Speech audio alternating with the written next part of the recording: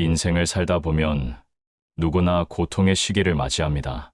마치 끝이 보이지 않는 긴 터널 속을 걷는 것처럼 앞이 캄캄하고 발걸음조차 무거운 시기 말입니다.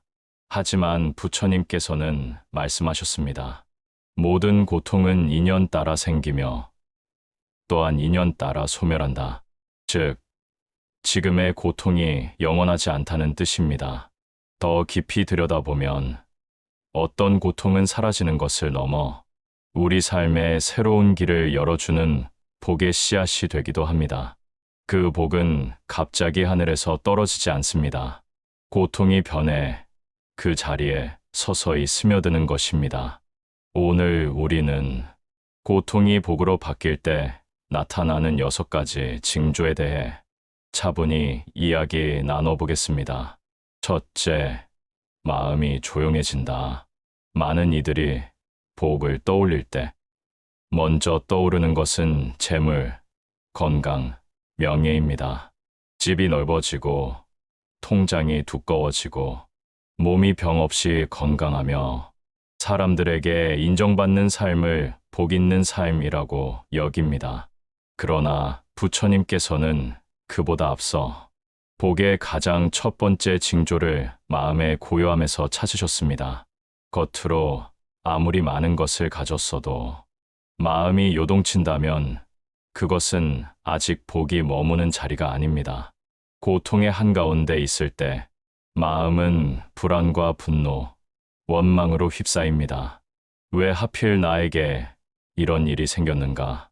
언제 이 고통이 끝날까? 혹시 더 나쁜 일이 이어지는 건 아닐까? 끝없는 질문과 불안이 마음속에서 쉼없이 파도를 일으킵니다. 이 파도는 결코 혼자 오는 법이 없습니다. 걱정이라는 파도가 치면 그 뒤에 두려움이라는 파도가 따라오고 그 위에 분노라는 파도가 겹쳐집니다. 파도 위에 파도가 덮치니 숨 쉴 틈조차 없는 것이지요. 하지만 어느 순간 그 파도가 조금씩 잦아들기 시작합니다. 이상하게도 문제는 여전히 그대로인데 마음을 짓누르던 긴장이 서서히 풀립니다. 마치 깊은 바람이 먹고 호수의 수면이 천천히 잔잔해지는 것처럼 숨이 편안해지고 가슴이 느슨해집니다. 그 변화는 외부에서 일어나는 것이 아니라 내 마음 안에서 일어납니다. 일이 해결된 것이 아니라 그 일을 바라보는 시선이 변한 것입니다.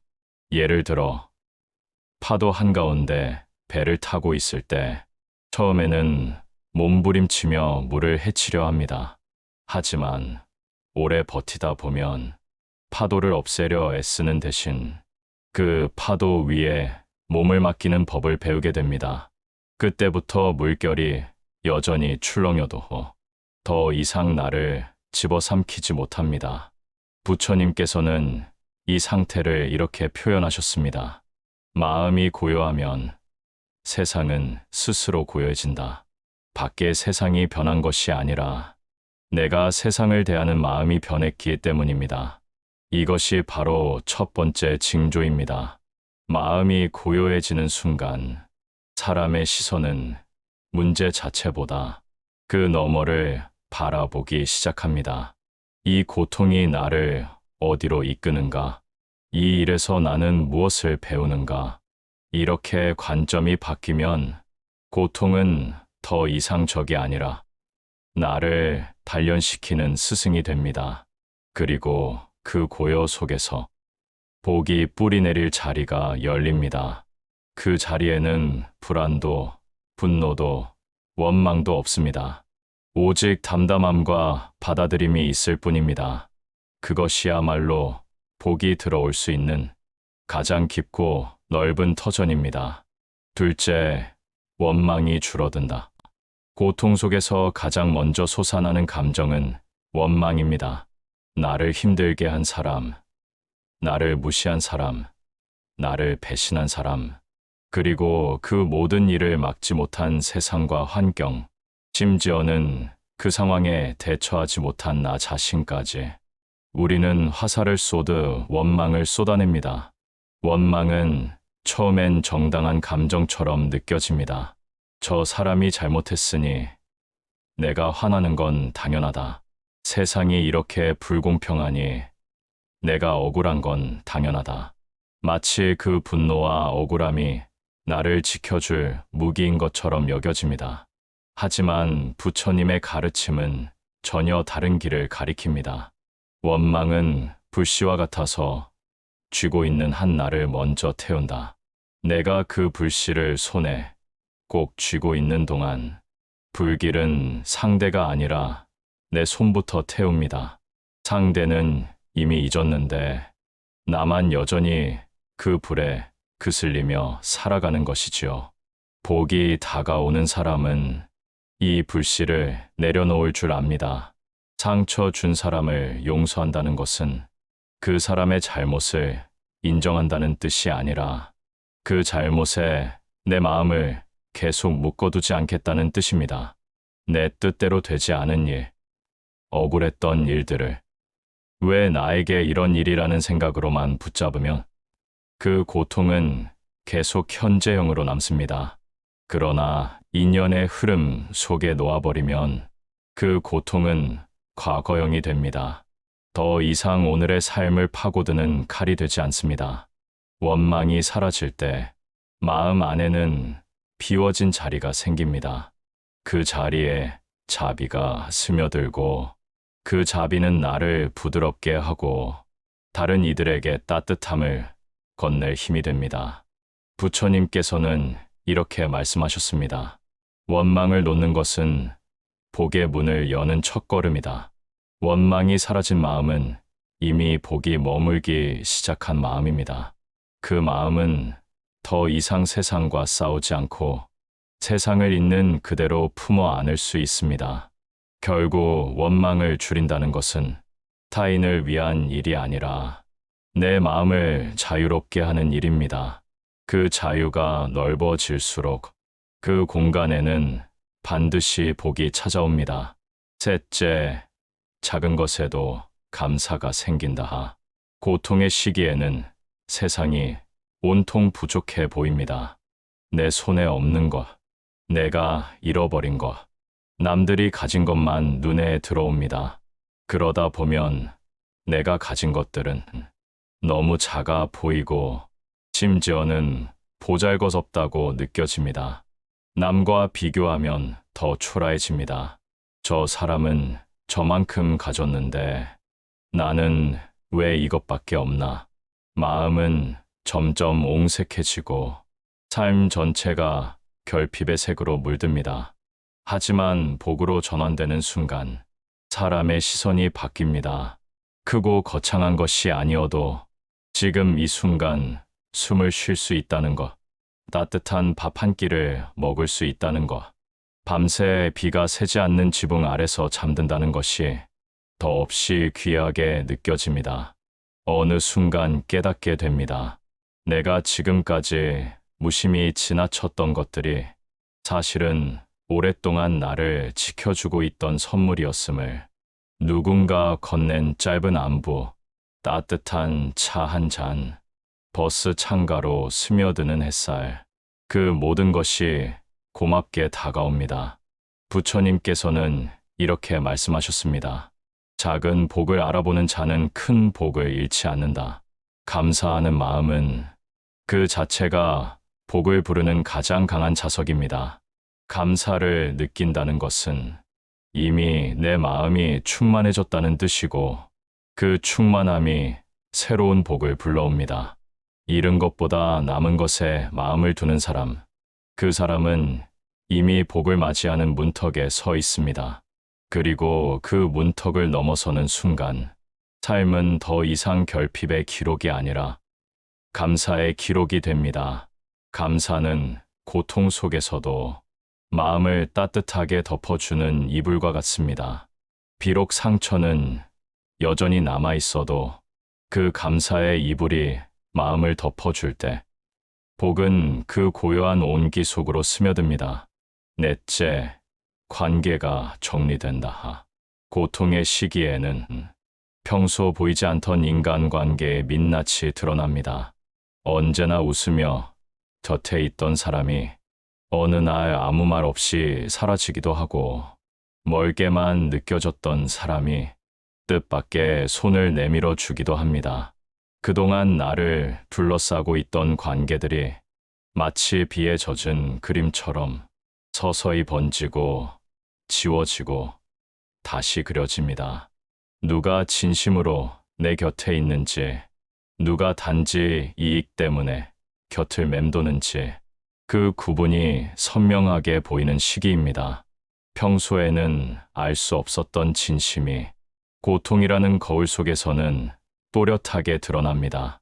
이 거울은 결코 거짓을 비추지 않습니다. 아무리 웃는 얼굴로 다가온 사람이라도 그 마음속이 비어 있다면 그 빈자리까지 그대로 보여줍니다. 이 과정은 때로 마음을 아프게 합니다. 오랫동안 믿었던 사람이 등을 돌릴 수도 있고, 내가 힘들 때 연락 한 번 없는 사람이 그동안의 관계를 돌아보게 만들 수도 있습니다. 그 순간 내가 쌓아올린 관계가 생각보다 단단하지 않았음을 깨닫게 됩니다. 그래서 우리는 종종 이렇게 말합니다. 힘든 시기를 겪으니 사람을 알겠다. 그러나 이 과정은 결코 저주가 아닙니다. 오히려 복이 들어오기 전 삶이 스스로를 정리하는 시간입니다. 복이 다가올 때 이 관계의 정리는 자연스럽게 일어납니다. 멀어질 사람은 멀어지고 남을 사람만 남습니다. 이것은 억지로 밀어내는 것이 아닙니다. 마치 계절이 바뀌면 잎이 저절로 떨어지는 것과 같습니다. 가을이 되어 낡은 잎이 떨어지는 것은 나무가 병들었기 때문이 아니라 다음 해의 싹을 준비하기 위함입니다. 나무가 건강하게 자라려면 마른 잎이 먼저 떨어져야 하듯 내 삶에도 비워내야 할 인연이 있습니다. 부처님께서는 말씀하셨습니다. 인연이 무르익으면 만나고 다하면 떠난다. 억지로 붙잡는 인연은 머물러야 할 자리까지 함께 썩게 만들고, 흐름에 맡기는 인연은 새로운 싹을 틔울 자리를 남깁니다. 물은 항상 낮은 곳으로 흐릅니다. 인연 또한 흐름이 있는 곳으로 갑니다. 그 흐름을 거슬러 억지로 붙잡는 일은 결국 나를 더 지치게 만들 뿐입니다. 한 번 떠나기로 한 인연을 억지로 붙잡으려 할수록 마음은 더 상하고 새로운 인연이 들어올 문은 닫힌 채로 남습니다.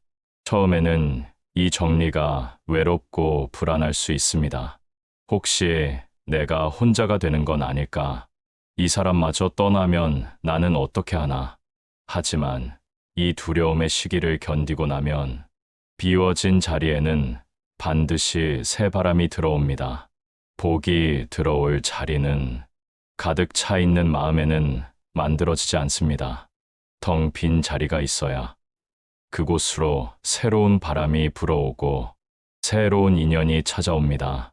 그리고 그 인연은 이전보다 더 단단하고 더 깊으며 더 오래 갑니다. 관계의 정리는 끝이 아니라 시작입니다. 떠난 자리에는 반드시 새로운 관계가 들어오고, 그 새로운 인연은 이전보다 더 맑고 순수할 것입니다. 마치 비 온 뒤에 하늘이 더 푸르듯 이 정리의 시기는 다음 계절의 복을 준비하는 고요한 시간입니다. 그러니 누군가 떠나간 자리를 허무하게 바라보지 마십시오. 그 빈자리는 사라진 것이 아니라 새로운 것을 맞이할 그릇이 된 것입니다. 그리고 그 그릇이 준비되었을 때 그대의 삶은 전혀 다른 색으로 물들게 될 것입니다. 다섯째, 욕심이 줄어든다. 고통이 깊어질수록 사람의 마음은 아이러니하게도 더 많이 가져야 한다는 생각에 사로잡힙니다. 지금의 결핍과 불안을 무언가를 더 가지면 없앨 수 있다고 믿는 것이지요. 그래서 더 큰 집, 더 많은 재물, 더 높은 자리, 더 좋은 사람, 더 많은 인정. 끝없는 더를 향해 달려갑니다. 이 마음은 불타는 목마름과 같습니다. 물을 마셔도 갈증이 가시지 않는 것처럼 욕심은 채우면 채울수록 다시 더 많은 것을 원하게 만듭니다. 부처님께서는 그래서 이렇게 말씀하셨습니다. 욕망은 채워도 목마르고 비워야 마침내 그친다. 복으로 전환되는 시기가 되면 이 덜하는 욕심이 서서히 줄어듭니다. 그 변화는 아주 미묘하게 시작됩니다. 갖지 못한 것을 억지로 쫓기보다 지금 있는 것을 지키는데 마음을 두기 시작합니다. 내가 이미 손에 쥐고 있는 것들의 가치를 처음으로 깊이 들여다보게 됩니다. 오랫동안 당연하게 여기던 집, 매일 마주하던 가족, 늘 곁에 있던 친구의 안부, 그 모든 것이 사실은 잃고 나면 돈으로도 살 수 없는 귀한 것들이었다는 사실을 깨닫습니다. 욕심이 줄어든다는 것은 모든 것을 포기한다는 뜻이 아닙니다. 오히려 더 본질적인 것을 남기고 불필요한 것을 덜어내는 선택입니다. 나를 무겁게 하는 소유와 집착을 놓아버리고 정말 필요한 것만 품는 일입니다. 이는 마치 무거운 짐을 지고 긴 산길을 오르다가 중간에 배낭을 내려놓는 것과 같습니다. 처음에는 그 짐이 나를 지켜줄 것 같아 결코 놓을 수 없다고 생각합니다. 하지만 한 걸음, 두 걸음 걸을수록 그 짐이 나를 지키는 것이 아니라 나를 지치게 하고 있음을 알게 됩니다. 짐을 덜어내는 순간 내가 걸을 수 있는 거리는 훨씬 길어지고 발걸음은 한결 가벼워집니다. 마음도 마찬가지입니다. 불필요한 욕심을 내려놓으면 그 빈자리에 복이 들어옵니다. 욕심이 가득한 마음에는 복이 머물 틈이 없습니다. 복은 바람과 같아서 닫힌 방보다 열린 창으로 들어옵니다. 마음을 활짝 열어야 그 바람이 시원하게 스며듭니다. 부처님께서는 말씀하셨습니다. 적게 원하는 자가 가장 부유하다. 욕심이 줄어드는 순간 우리는 비로소 알게 됩니다. 삶의 많은 순간이 이미 충만하다는 것을. 내가 원하던 것의 절반도 갖지 못했지만 그 절반이 사실은 나를 충분히 살리고 있었다는 것을. 그때부터 복은 멀리서 오는 것이 아니라 내 안에서 피어나는 것이 됩니다. 바깥 세상에서 찾아야 한다고 믿었던 행복이 이미 내 마음 한가운데 있었음을 깨닫는 것입니다. 그리고 그 깨달음이야말로 고통이 복으로 바뀌는 가장 분명한 증거가 됩니다. 여섯째, 고통을 배우려는 마음이 생긴다. 마지막 징조는 바로 이것입니다. 고통을 피하려 하지 않고 그 안에서 배우려는 마음이 생기는 것입니다. 처음 고통이 찾아왔을 때 그것은 그저 힘들고 버거운 사건일 뿐입니다. 마치 한겨울에 거센 바람처럼 차갑고 매섭게 나를 몰아붙입니다. 우리는 본능적으로 그 바람을 피하려고 문을 걸어 잠그고 몸을 웅크립니다. 하지만 시간이 흐르면서 그 바람이 나를 쓰러뜨리기 위해서가 아니라 내 안에 불필요한 먼지를 털어내고 더 단단하게 세우기 위해 불어왔음을 깨닫게 됩니다. 그 순간 마음속에서 변화가 일어납니다. 이 경험이 나를 단단하게 만들고 있구나. 이 시련이 나를 다른 길로 인도하고 있구나. 고통을 미워하는 마음보다 그 안에서 배우려는 마음이 더 커집니다. 부처님께서는 이렇게 말씀하셨습니다. 고통을 알면 그 고통은 더 이상 고통이 아니다. 여기서 안다는 것은 단순히 이해하는 것이 아니라 그 고통과 눈을 맞추고 그 안에 담긴 의미를 깊이 느끼는 것입니다. 이 깨달음이 일어나는 순간 고통은 복으로 바뀝니다. 시련이 나를 부수는 것이 아니라 나를 빚어내는 과정임을 알게 되는 것입니다. 질그릇이 불 속에서 더 단단해지고 칼이 숫돌 위에서 날카로워지듯 고통은 나를 더 온전하게 만듭니다. 그제야 알게 됩니다. 삶에서 피해야 할 것은 고통이 아니라 고통을 헛되이 흘려보내는 것이라는 사실을, 고통을 스승으로 받아들이는 마음, 그것이야말로 복이 깃드는 마지막 관문입니다. 복은 언제나 고요하게 찾아옵니다. 사람들이 흔히 상상하는 것처럼 번쩍이는 신호나 요란한 축포와 함께 오지 않습니다. 삶의 무대 위에서 갑자기 스포트라이트가 켜지는 것처럼 누구나 알 수 있는 방식으로 찾아오는 것도 아닙니다. 오히려 복은 아주 조용하고 은밀하게 내 마음 깊은 곳에서부터 자라납니다. 남들이 보지 못하는 작은 변화, 나조차도 한동안은 눈치채지 못하는 아주 미세한 마음의 떨림 속에서 시작됩니다. 어느 날 문득 예전 같으면 화를 냈을 상황에서 화를 내지 않고 넘어간 나 자신을 발견할 때 잃은 것만 세던 내가 남아있는 것에 먼저 감사하는 마음을 가질 때 떠난 인연을 원망하기보다 그 인연이 남긴 것을 바라볼 수 있을 때 그때 이미 복은 내 곁에 발을 들여놓은 것입니다. 내 마음 안에 이 6가지 징조가 하나둘 자리 잡기 시작한다면 그것은 고통이 복으로 변하는 순간이 이미 시작되었다는 뜻입니다. 이 변화는 단번에 찾아오지 않습니다. 서서히, 아주 느리게, 그러나 확실하게 스며듭니다. 그러니 지금이 힘든 분이라면 당장의 결과에만 마음을 두지 마십시오. 원하는 성취나 문제 해결이 곧장 눈앞에 나타나지 않더라도 그것이 복이 오지 않는다는 증거는 아닙니다.